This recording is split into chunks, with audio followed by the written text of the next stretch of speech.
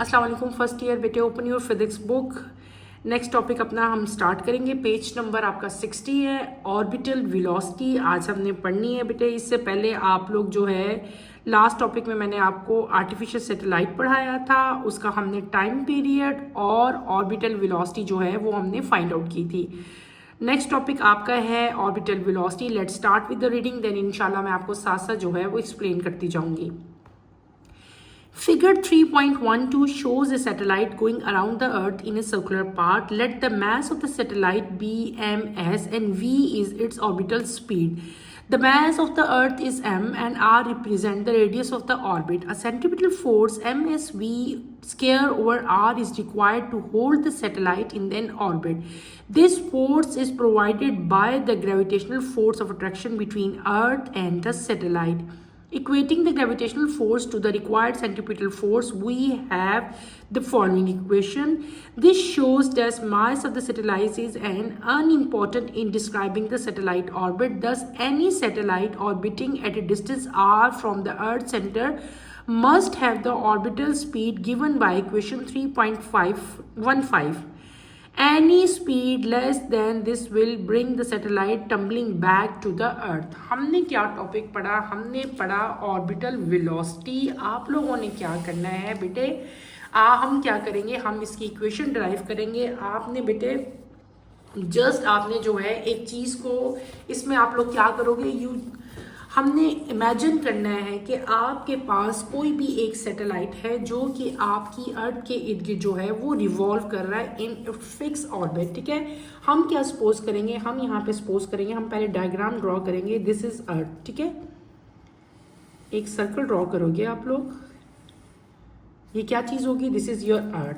ठीक है, ये अर्थ हम सेंटर में बना देते हैं। दिस इज अर्थ, EARTH, अर्थ। ठीक है, क्लियर हो गया? ये क्या है? सर्कुलर पाथ जो है एक ऑर्बिट है। इसमें क्या हो रहा है कि आपका एक कोई भी हम सैटेलाइट ले लेते हैं। ये सैटेलाइट है SATELLITE, दिस इज सैटेलाइट। ये सैटेलाइट अर्थ के इर्द गिर्द जो है एक फिक्स ऑर्बिट में रिवॉल्व कर रहा है। ठीक है, इस डायरेक्शन में ऐसे जाते जाते इसकी डायरेक्शन जो है फिर ऐसे होती जाएगी, ऐसे होती जाएगी। ठीक है, इसकी सर्कुलर में जो है पाथ में ये मूव करता जाएगा। आपने सपोज करना है कि अर्थ के सेंटर से लेकर यहाँ तक जो इसकी फोर्स है वो क्या है? फोर्स F है। ठीक है, और क्योंकि ये सर्कुलर पाथ में मूव कर रहा है तो इसकी जो सेंट्रीपिटल फोर्स होगी डेट इज FC होगी। सेंट्रीपिटल फोर्स वो हमारी क्या होगी? Is equals to MSV square over R। ये आपकी इक्वेशन होगी। ठीक है, हमने क्या सपोज करेंगे, हमने करना है कि जो हमारा सैटेलाइट है बेटे, सैटेलाइट का मैस आप इमेजिन करोगे। The mess of the satellite क्या हो जाएगा हमारे पास? MS हो जाएगा। ठीक है, M for mass and S for satellite. ठीक है, MS क्या हो गया? मास हो गया सैटेलाइट का। कैपिटल M हम करेंगे, ये क्या है? हमारा मैस ऑफ द अर्थ। ये मैस ऑफ द सैटेलाइट है और ये क्या है? मैस ऑफ द अर्थ है। और जो स्मॉल r होगा डेट रिप्रेजेंट द रेडियस। जो r है का है radius of the orbit. Orbit का रेडियस जो है वो क्या होगा? स्मॉल r होगा। अब ये जो सैटेलाइट है जो अर्थ के इर्द गिर्द रिवॉल्व कर रहा है, अगर इसकी सेंट्रीपिटल फोर्स देखेंगे हम तो सेंट्रीपिटल फोर्स किसकी इक्वल होगी? MSV square over R। MS क्या चीज़ है? मैस ऑफ द सैटेलाइट है। यहाँ तक बात क्लियर होगी? अब ये जो फोर्स है ये कैसे प्रोड्यूस हो रही है? इट इज प्रोड्यूस या it is provided by the gravitational force. ये आपको कल मैंने बताया था ना कि जो सेंट्रीपिटल फोर्स होती है वो किसी ना किसी एजेंसीज की वजह से प्रोड्यूस हो रही होती है।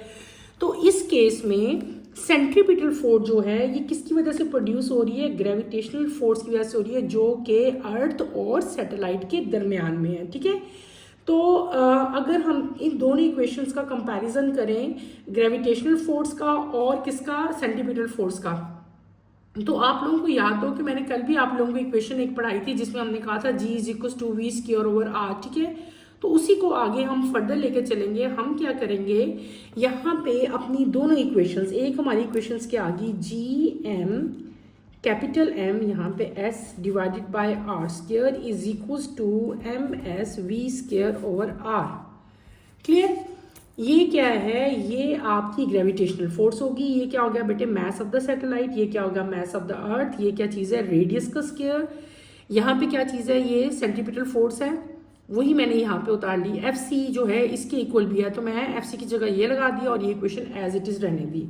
अब हमने क्या किया, या और ये इक्वेशन ऐसी भी हो सकती है जो हमने कल ड्राइव की थी। कल हमने ड्राइव की थी ना कि ऑर्बिटल वेलोसिटी जो है वो किसके इक्वल है, जी एम ओवर आर। अगर आपको कल वाला लेक्चर बेटे याद हो तो कल हमने ये इक्वेशन डिराइव की थी, जहाँ पे हमने आपको बताया था मैंने कि ऑर्बिटल वेलोसिटी जो है वो इसके इक्वल होती है, ये दोनों सेम है, ठीक है।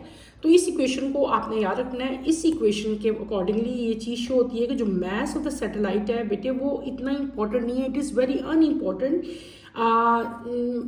इन describing the satellite orbit. Satellite orbit को डिस्क्राइब करने के लिए सैटेलाइट का जो मास है उसकी कोई भी इंपॉर्टेंस नहीं होती, उसका मास कुछ भी हो, वो उसकी स्पीड पे जिससे वो ऑर्बिट कर रहा है उस पर वो डिपेंड नहीं कर रहा होता, ठीक है। तो कोई भी सैटेलाइट जो एक डिस्टेंस आर से अर्थ के सेंटर से मतलब ऑर्बिट में एक स्पीड शो कर रहा है, तो उसकी स्पीड आप इस इक्वेशन से जो है वो मेजर करोगे, और किसी भी ऑर्बिट की स्पीड अगर इससे कम होगी तो आपका सैटेलाइट जो है वो अर्थ की तरफ वापस जो है वो आ जाएगा।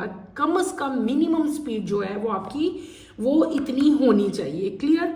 हमने ये कल इक्वेशन डिराइव की थी जब हमने कहा था कि वी स्क्वायर, वी जो है वो इस इक्वेशन के इक्वल है, तो मैंने फिर आपको इसकी वैल्यू भी बता दी थी। तो इस वैल्यू से अगर कम वैल्यू होगी तो क्या होगा कि आपका जो सैटेलाइट है वो अर्थ की तरफ जो है आपका बजाय इसके कि वो स्ट्रेट गेट ऑर्बिट करता रहे, वो वापस जो है अर्थ की सरफेस पे आ जाएगा। अब हम आगे अपने फर्दर जो है टॉपिक की तरफ बेटे मूव करेंगे। हमारा नेक्स्ट टॉपिक जो है ये ऑर्बिटल वेलोसिटी क्लियर हो गया। यहाँ पे दो इन्फॉर्मेशन ही बल्कि आपको देनी है, टिडबिट्स कह सकते हैं इसको। The moment you switch on your mobile phone your location can be track immediately by global positioning system. आप जब कभी अपना फ़ोन ऑन करते हो या दूसरा कोई फ़ोन आपका अगर घर में गुम भी हो जाता है या कोई पर्सन है आपने उसको फाइंड आउट करना है, तो आप उसके मोबाइल से उसको ट्रैक कर सकते हो। तो ये जो ट्रैकिंग का सिस्टम होता है ना सारा का सारा, ये जो है ग्लोबल पोजीशनिंग सिस्टम है, उसकी वजह से जो है हम किसी भी पर्सन को किसी भी फ़ोन को हम लोग जो है वो उसकी पोजीशन को ट्रैक कर सकते हैं बेटे। आप ये टिडबिट्स ये भी नीचे लिखे हुए 1948 at the height of 100 kilometre above Hawaii island with the speed of 29,000 kilometre per hour Bruce McCandless stepped into the space from a space shuttle and became the first human satellite on the earth।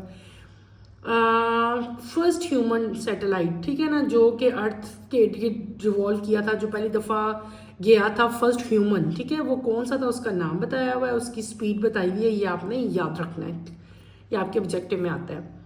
यहाँ पे एक numerical आपको दिया हुआ है, earth satellite is in circular orbit at distance, आपको distance दिया हुआ है बेटे अर्थ सरफेस से। What it's period 1 revolution in days. Take mass of the earth का मैस दिया हुआ है और उसका आपको रेडियस भी दिया हुआ है, ठीक है। आपके बहुत सारे न्यूमेरिकल ऐसे आएंगे जिनमें आपको अर्थ का रेडियस या अर्थ का मैस आपको हो सकता है ना दिया हो, तो अर्थ का रेडियस और अर्थ का मास बेटे आपने खुद से जो है वो याद रखना है। आपने वही इक्वेशन पुट करनी है जो भी हमने पढ़ी है, कौन सी वाली, v = gm ओवर r, वही इक्वेशन पुट करोगे। g की वैल्यू भी हमें पता होती है, अर्थ का मैस भी हमें पता है, और r की वैल्यू आपने फाइंड करनी है। r की वैल्यू कैसे फाइंड करते हैं, r + h। r आपको पता है रेडियस दिया हुआ है और h क्या होती है, हाइट है, वो भी आपको क्वेश्चन में दी हुई है। दोनों को प्लस करोगे तो स्मॉल r यानी कि रेडियस आ जाएगा। उनकी वैल्यूज जो है आप इस इक्वेशन में पुट करो तो आपका जो है ये आंसर आ जाएगा। ये क्या आ जाएगी, ये आपकी आ जाएगी टोटल स्पीड जो पूछी हुई है आपसे क्वेश्चन में। दूसरी चीज़ आपसे पूछी हुई है टाइम पीरियड, यानी कि टी पूछा हुआ है, तो उसकी इक्वेशन हमने भी लास्ट लेक्चर में की थी। मैंने क्या बताई थी उसकी इक्वेशन, 2πr/v। तो इन सब की वैल्यूज आप पुट करो तो आपका जो है v की वैल्यू हमने भी फाइंड की है वो लगा लोगे, r की वैल्यू आपको दी हुई है, पाई की वैल्यू 3.14 होती है, 2 साथ लिखा हुआ है बेटे, सबको कैलकुलेट करोगे तो आपका you will get your answer. Next topic पे हम चलते हैं। टॉपिक हमारा नेक्स्ट है वेटलेसनेस इन सैटेलाइट। सैटेलाइट में जो वेट हमारा जो है वो रिड्यूस हो जाता है, व्हाट इज दैट रीज़न, वो क्यों होता है, उसके पीछे क्या रीज़न है, वो सारा हम डिटेल से पढ़ेंगे। When a satellite is launched by a rocket in its desired orbit around the Earth, then it has been observed practically that everything inside the satellite experiences weightlessness because the satellite is accelerating toward the center of the Earth as a freely falling body. कोई भी चीज़ यानी कि satellite जब हम लोग launch करते हैं, आपको पता है वो हम रॉकेट के ज़रिए जो है अपने डिज़ायर ऑर्बिट में जहाँ भी मतलब जो साइंटिस्ट हैं, जो एस्ट्रोनॉट्स हैं, जो भी इस फील्ड में बेटे काम कर रहे होते हैं, जब वो कोई सैटेलाइट लॉन्च करते हैं बाय अ रॉकेट, किसी भी रॉकेट के ज़रिए इन डिज़ायर ऑर्बिट जहाँ पे भी उन्होंने लॉन्च करना है अराउंड द अर्थ के इर्द करते हैं, तो बेटे ये ऑब्जर्व किया जाता है कि हर चीज़ जो सैटेलाइट के अंदर है, ठीक है, वो क्या करती है, डैट एक्सपीरियंस वेटलेसनेस, उनका कोई भी वेट नहीं होता। क्यों नहीं होता? बिकॉज सैटेलाइट जो है वो अर्थ के सेंटर की तरफ जो है as a freely falling body act कर रहा होता है। जिस तरह वैसे भी अगर आप अर्थ की सेंटर से मूव करते जाओगे, ग्रेविटी तो आपकी बिल्कुल जीरो होती जाएगी। जब आपकी ग्रेविटी नहीं रहेगी तो आपका वेट भी जीरो ही हो जाएगा ना। ग्रेविटी अगर जीरो है, W=m/g होता है, जी जीरो हो गया, मैथ जितना मर्जी होगा तो आपका वेट तो जीरो ही होगा। तो फिर आप क्या करोगे, फ्रीली फॉलिंग होगे ना। ग्रेविटी तो जीरो होगी ना, तो अर्थ तो आपको अपनी तरफ अट्रैक्ट ही नहीं कर रही होगी किसी भी बॉडी को। तो वहाँ पे स्पेस पे यानी कि आप जब सैटेलाइट आपका होता है उसमें जो भी ऑब्जेक्ट होते हैं वो क्या हो जाते हैं, वो वेटलेस हो जाते हैं। नेक्स्ट पेज पे आप लोग चलो, पेज नंबर आपका नेक्स्ट है 61। हमने अब इसी को आगे फर्दर जो है सैटेलाइट जो हम पढ़े हैं कि वहाँ पे हमारा वेट जो है वो बिल्कुल कम हो जाएगा, रिड्यूस हो जाएगा या ज़ीरो हो जाएगा। इसको हम इक्वेशन की फॉर्म में जो है बेटे सारा डिटेल से पढ़ेंगे। Consider a satellite of mass m revolving in its orbit of radius r around the earth. A body of mass m inside a satellite suspended by a spring balanced from the ceiling of the satellite is under the action of two forces. That is its weight mg acting downward, while the supporting force called normal force Fn or tension in the spring acting upward as shown in figure. The resultant force is equal to the centripetal force required by mass m, which is acting toward the center of the earth. ये सारी आगे आपको equations बताई हैं, सारी की सारी मैं आपको जो है डिटेल से अभी जो है वो एक्सप्लेन करती हूँ। लेट्स स्टार्ट बेटे। हमने क्या करना है, हमने कंसीडर करना है कोई भी एक सैटेलाइट, ठीक है। आप लोग कंसीडर करो, देखो हम लोग सैटेलाइट ड्रॉ करते हैं इधर, चलो इस साइड पे ड्रॉ करते हैं, यहाँ पे इक्वेशन ड्राइव करेंगे।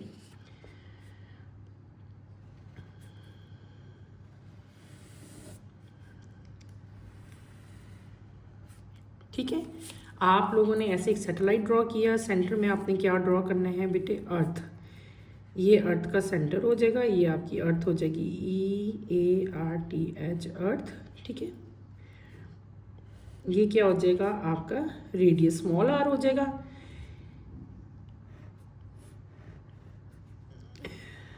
यहाँ पे हम सपोज करेंगे ये आपका, ठीक है, कोई भी आप ऑब्जेक्ट कर लो, ठीक है, मैन भी कर सकते हैं। ये आपने कंसिडर करना है कोई भी सैटेलाइट है जिसका मास कैपिटल M है, वो रिवॉल्व कर रहा है अर्थ के इर्द गिर्द about the radius small r, ठीक है। ये क्या है V, ठीक है। नीचे जो चीज़ प्रोड्यूस हो रही है वो क्या है, ग्रेविटेशनल फोर्स Fg किसकी इक्वल होती है, Gm कैपिटल M, अभी हमने पढ़ा था, ये मैंने आपको पढ़ाया था लास्ट में, ठीक है, डिवाइडेड बाय r², ऐसे ही था। ये क्या चीज़ है, this is Fn, tension force या नॉर्मल फोर्स इसको कहते हैं, ठीक है। यहाँ पे मैं आपको समझाती हूँ, इसको हम क्लियरली बड़ा बना के देखते हैं, ठीक है। एक नीचे को आ रही है और एक ऊपर को, जो ऊपर को फोर्स है डैट इज Fn है यहाँ पे 0, ठीक है। ये हम n सपोज कर लेते हैं। Fn यानी कि आपकी जो नॉर्मल फोर्स है वो यहाँ पे क्या है 0 है, और यहाँ पे जो फोर्स है वो क्या है Fg यानी कि ग्रेविटेशनल फोर्स, वो किसके इक्वल है, Gm capital M over r²। ये आपने क्या ड्रॉ करनी है, इस तरह की डायग्राम आपने ड्रॉ करनी है। अब इसी डायग्राम को हम लोग जो है आगे सपोज करेंगे और फर्दर हम इसको जो है इक्वेशन इसके लिए ड्राइव करेंगे। आपको मैंने क्या कहा कि आपने कंसीडर करना है एक सैटेलाइट जिसका मैस जो है वो कैपिटल एम है। किसका? सैटेलाइट का मैस जो है वो कैपिटल एम है, जो कि रिवॉल्व कर रहा है around the orbit of earth which has radius small r. ठीक है, कोई भी बॉडी, एक नेक्स्ट बॉडी लेनी है जिसका मैस क्या है, स्मॉल एम में है, वो क्या है, इनसाइड द सैटेलाइट। ये सैटेलाइट है पूरा जो मैंने स्केयर बनाया, ये सैटेलाइट है। सैटेलाइट के अंदर हमने सपोज की एक बॉडी, ये बॉडी क्या है, ये सपोज की हमने सैटेलाइट के अंदर एक बॉडी को सपोज कर लिया। स्केयर क्या है, सैटेलाइट है, इसके अंदर क्या है, एक बॉडी है। इस बॉडी का मैस आपने क्या लेना है, स्मॉल एम। सैटेलाइट का मैस क्या लिया, कैपिटल एम, याद है ना। सैटेलाइट का मैस क्या लेना है, कैपिटल एम। बॉडी का मैस क्या लेना है आप लोगों ने, स्मॉल एम। इन दोनों में आपने डिफरेंस रखना है। अब क्या किया कि ये जो बॉडी है मैस एम की, ये सैटेलाइट के अंदर है, लेकिन इसको हमने सस्पेंड किया हुआ है by a spring balance from the ceiling of the satellite. ठीक है, ये एक बैलेंस के साथ जो है ये बॉडी उसके साथ अटैच है सैटेलाइट की सीलिंग के साथ, और इसके ऊपर दो फोर्सेज जो हैं वो एक्ट कर रही हैं। क्या कर रही हैं, दो फोर्सेस। ठीक है, एक फोर्स जो है वो डाउनवर्ड एक्ट कर रही है, ये वाली फोर्स, इसके ऊपर दो फोर्सेस एक्ट कर रही है, मैंने ये वर्ड बोला। एक फोर्स एक्ट कर रही है डाउनवर्ड, वो फोर्स कौन सी है, डेट इज वेट। नीचे की तरफ जो एक्ट कर रही है वेट है। ठीक है, W is equal to mg, उसको हम लोग क्या कह लेंगे, mg। ठीक है, एक फोर्स वो है जो कि अपवर्ड एक्ट कर रही है, वो कौन सी है, उसको हम लोग कहते हैं सपोर्टिंग फोर्स, या उसको आप लोग कह सकते हो नॉर्मल फोर्स कह सकते हैं, सपोर्टिंग फोर्स भी कह सकते हैं, और उसको हम लोग टेंशन भी कह सकते हैं।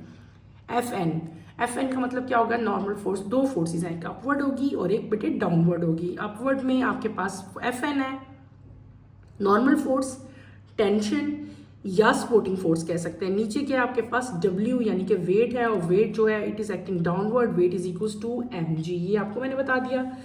अब हमने क्या करना है कि इनकी जो रिजल्टेंट फोर्स है वो किसके इक्वल होगी, इनकी रिजल्टेंट फोर्स जो है वो इक्वल होगी सेंटीपिटल फोर्स के। ठीक है, और फिर हम इस अगर जो सेंट्रीपिटल फोर्स इनकी है इसको हम लोग किस तरह रिप्रेजेंट करेंगे, हम यहाँ से इक्वेशन स्टार्ट करेंगे। हम करेंगे इनकी जो सेंट्रीपिटल फोर्स है F C is equal to M G minus F N. अब ये एम जी क्या था, डाउनवर्ड फोर्स थी, और जो एफ एन थी वो क्या थी, अपवर्ड फोर्स थी। और इन दोनों को जब हम सब्ट्रैक्ट करेंगे तो हमारे पास क्या आएगी, सेंटीपिटल फोर्स आएगी। अभी हमने पढ़ा था कि एफ सी जो है वो किसके इक्वल होती है, m we square over are के इक्वल। इसका मतलब है कि इस एफ सी की वैल्यू मैं इधर लगा सकती हूँ ना, इस इक्वेशन में मैं ये वाली वैल्यू पुट करूँगी, M we square over R आ जाएगी, यहाँ पे क्या आ जाएगी, एम जी माइनस एफ एन आ जाएगा। क्लियर होगी।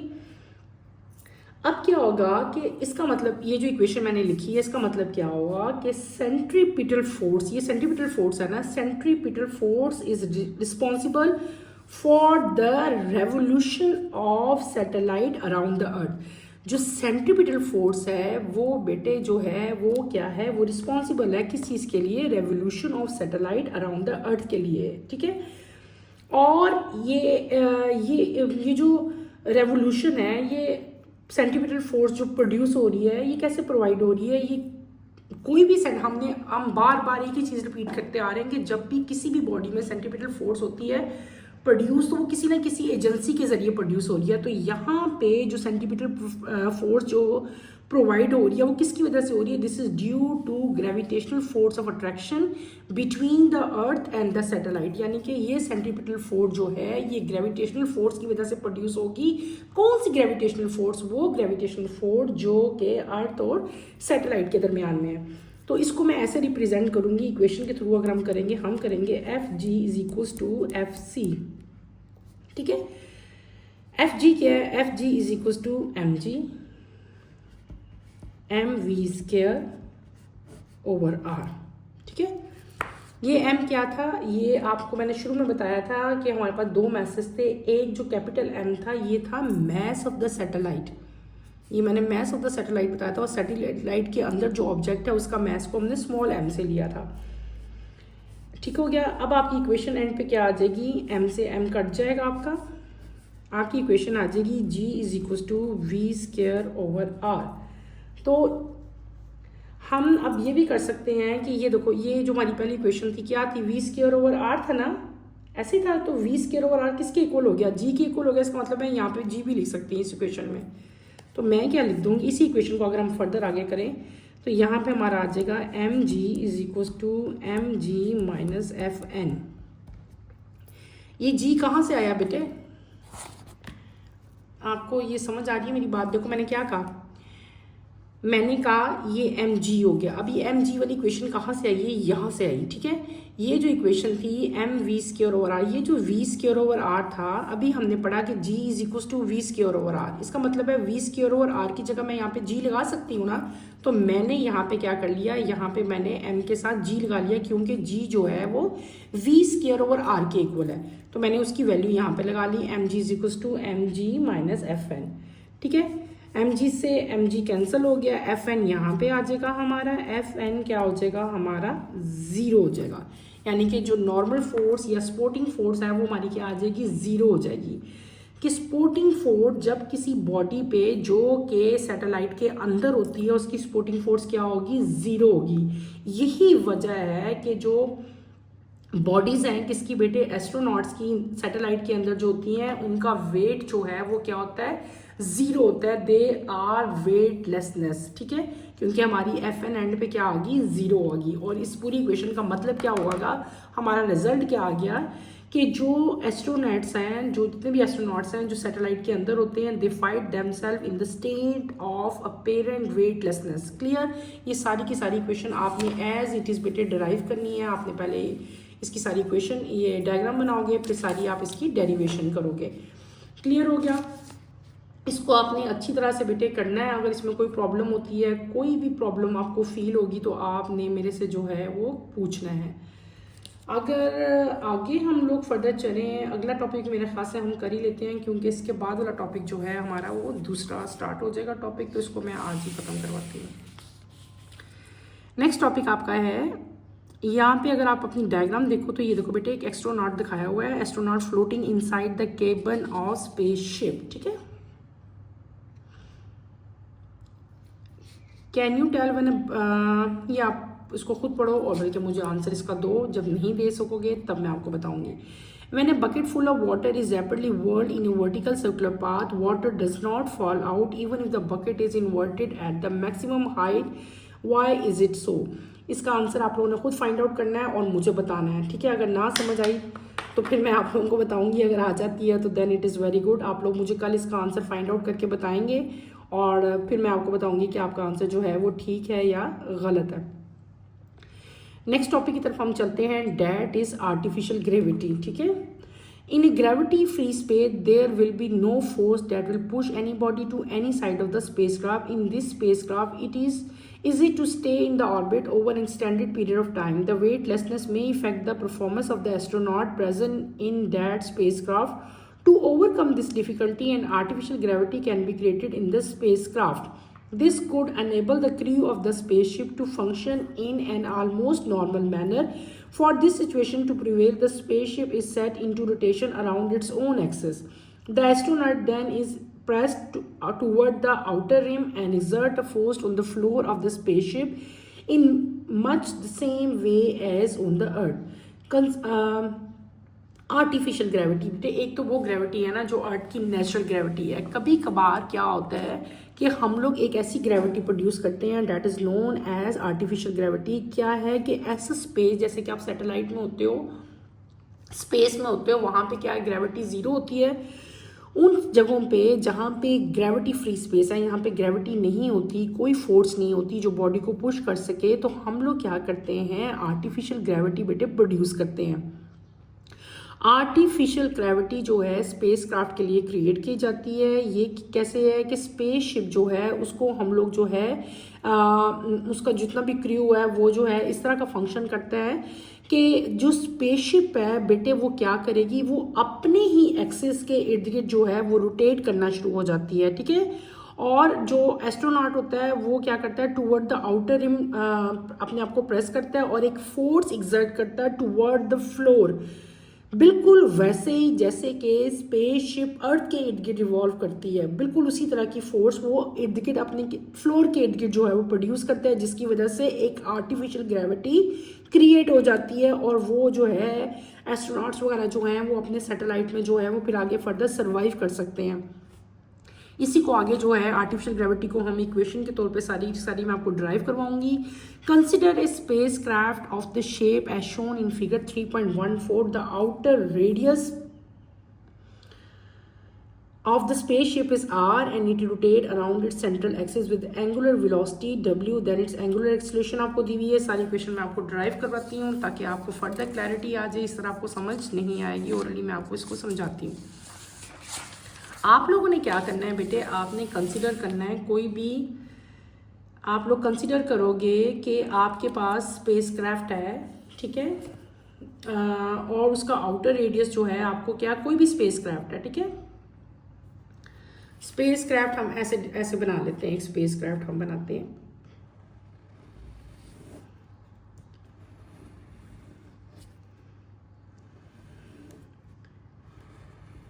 ऐसे बनाओगे आप लोग, इसको सेंटर में ऐसे करेंगे, ठीक है। This is space craft, this is space craft. इसकी जो डायरेक्शन है ऐसे है, ठीक है, यानी कि ये सर्कुलर पाथ में मूव कर रहा है। This is space craft. इसका जो रेडियस है वो हमने क्या लेना है, कैपिटल आर लेना है। ये अपने ही सेंट्रल एक्सिस के इर्द गिर्द जो है ये रिवॉल्व कर रहा है विद एंगुलर वेलोसिटी। इसकी एंगुलर स्पीड जो है वो क्या हो जाएगी, डब्ल्यू हो जाएगी, और इसकी एंगुलर एक्सेलरेशन क्या होगी, ए सी होगी। ये हमने सपोज करना है। हमें पता है कि डब्ल्यू जो है वो किसके इक्वल होता है, 2 पाई ओवर टी के इक्वल होता है। सेंटीमीटर फोर्स हम एक्सेलरेशन हम पढ़ के आए थे, आर डब्ल्यू स्क्वायर, ऐसे ही पढ़ा था हमने। ये डब्ल्यू स्क्वायर की वैल्यू ये बताइए, मैं ये वैल्यू यहाँ पे पुट करूँगी अब, तो हमारी सेंटीमीटर एक्सेलरेशन कितनी बन जाएगी, आर, इसकी वैल्यू पुट करो बेटे, 2 पाई स्क्वायर ओवर टी स्क्वायर। क्योंकि डब्ल्यू स्क्वायर था ना, तो फिर सबके ऊपर स्क्वायर आना था। अब अगर हम इसको ओपन करें तो हमारी वैल्यू क्या बन जाएगी, 2 2 ज़ा 4 pi square over T square, ठीक है। इस आर के नीचे नहीं है ये पाई, ठीक है, ऐसे लिखना है इसको, R 4 pi square over T square, यानी कि आपकी जो एंगुलर एक्सेलरेशन है वो ये बन जाएगी। Is that clear? अब आपको पता है जो फ्रीक्वेंसी है वो किसके इक्वल होती है, 1/t के इक्वल, और एक्सेलरेशन हमने अभी फाइंड की है, हमारी एक्सेलरेशन ये आई हुई है। अगर हम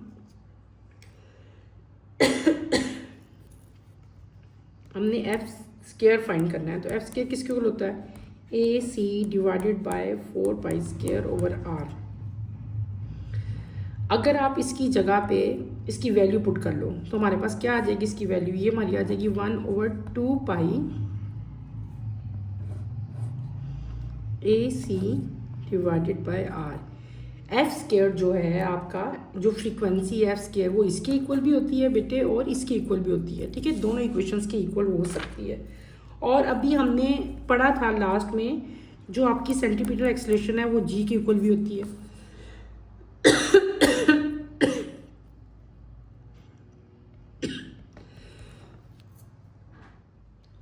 तो हमारी जो फ्रीक्वेंसी है वो किसके इक्वल हो जाएगी, वो हो जाएगी 1/2 pi square root G over R. ये जी कहाँ से आया है बेटे, ये ए सी था ना। अभी मैंने आपको बताया कि सेंटीमीटर एक्सेलरेशन किसके इक्वल होती है, जी के इक्वल होती है। तो मैंने यहाँ पे क्या कर लिया, मैंने यहाँ पे जी की वैल्यू डाल ली। ये हमने क्या पढ़ लिया, हमने इक्वेशन ड्राइव की आर्टिफिशियल ग्रेविटी के लिए। कैसे की, आपने सपोज किया कोई भी स्पेस क्राफ्ट जो कि रेडियस कैपिटल आर से जो है उसका रेडियस था, जो कि अपने ही एक्सिस के इर्द गिर्द जो है वो रिवॉल्व कर रहा था। यहाँ पे हमने W लिया था। W क्या चीज़ थी, एंगुलर स्पीड थी इसकी, वो किसके इक्वल थी वो मैंने लिखी। फिर हमने क्या लिखा, सेंटीमीटर एक्सेलरेशन लिखी, और R की वैल्यू, W की वैल्यू मैंने आपको बताई थी वो हमने यहाँ पे लिख ली। स्क्वायर थी, इसका हमने स्क्वायर किया, आपकी ये वैल्यू आ गई। उसके बाद हमने क्या पढ़ा, हमने पढ़ा था कि फ्रीक्वेंसी जो है वो 1/t के इक्वल भी होती है, और फ्रीक्वेंसी जो है वो इस इक्वेशन के इक्वल भी होती है, और यहाँ पे आप लोग और लिखो, ठीक है, इसके इक्वल भी होती है। इसके भी और इसके भी, ये दोनों इक्वेशंस आप वैसे ही लर्न कर लो। और सेंट्रीपिटल एक्सेलरेशन जो होती है वो हमेशा जी के इक्वल होती है। तो मैंने यहाँ पे क्या किया था, सेंट्रीपिटल एक्सेलरेशन की जगह मैंने यहाँ पे जी पुट कर लिया था और आपकी एंड वैल्यू बेटे क्या आ गई थी, this is your and value.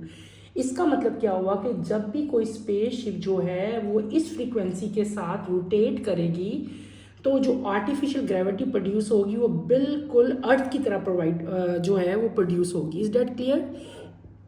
अगर कोई भी स्पेसशिप इस फ्रीक्वेंसी से रोटेट करेगा तो उसके अंदर जो ग्रेविटी प्रोड्यूस होगी, that gravity is just like the gravity of earth. आपने इस टॉपिक को अच्छी तरह से बेटे इसको याद करना है, इसको समझने की कोशिश करनी है। अगर इसमें कोई भी प्रॉब्लम आपको फील होती है तो feel free to ask any question. आज के लिए बेटे इतना ही काफ़ी है, इसको आपने अच्छी तरह से लर्न करना है। कोई प्रॉब्लम कोई मुश्किल होगी तो मेरे से आपने क्वेश्चन करना है, ठीक है। इंशाल्लाह कमिंग लेक्चर में हम मूवमेंट ऑफ इनर्शिया पढ़ेंगे। कमिंग लेक्चर की नोटिफिकेशन के लिए आप चैनल को शेयर करें, लाइक करें और सब्सक्राइब करें। और यहीं पे अपना टॉपिक मैं एंड करूँगी। अल्लाह हाफिज़ फर्स्ट ईयर, टेक केयर बेटे, अपना ख्याल रखिएगा।